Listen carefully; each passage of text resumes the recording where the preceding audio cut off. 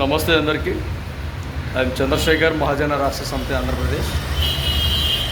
దాదాపు కొన్ని ఏండ్ల స్వాతంత్ర్య సమర పోరాటంలో ఎంతోమంది అసూలు భాషలు, నాయకులు, మహోన్నత వ్యక్తులు వాళ్ళ ప్రాణ త్యాగాలు చేసి మనకు స్వాతంత్రం తెచ్చిన ఎంతోమంది మహనీయులకు వందనాలు, పాదాభివందనాలు.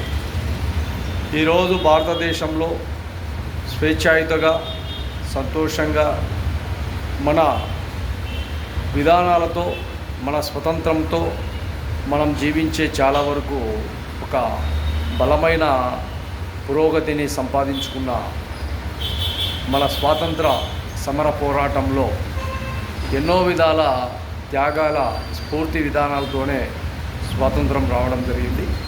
కాబట్టి దాదాపు 80 ఏండ్ల ఈ స్వాతంత్ర విధానంలో ఇంకా మార్పులు చేర్పులు కావాలి. ఇంకా జనజీవన స్రవంతిలో మనుగడ రావాలి.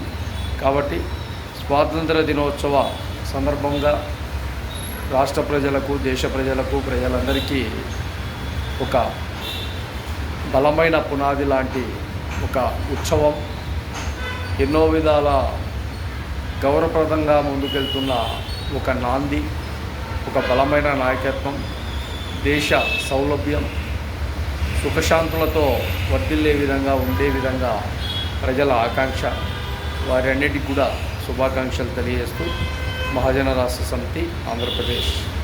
జై హింద్.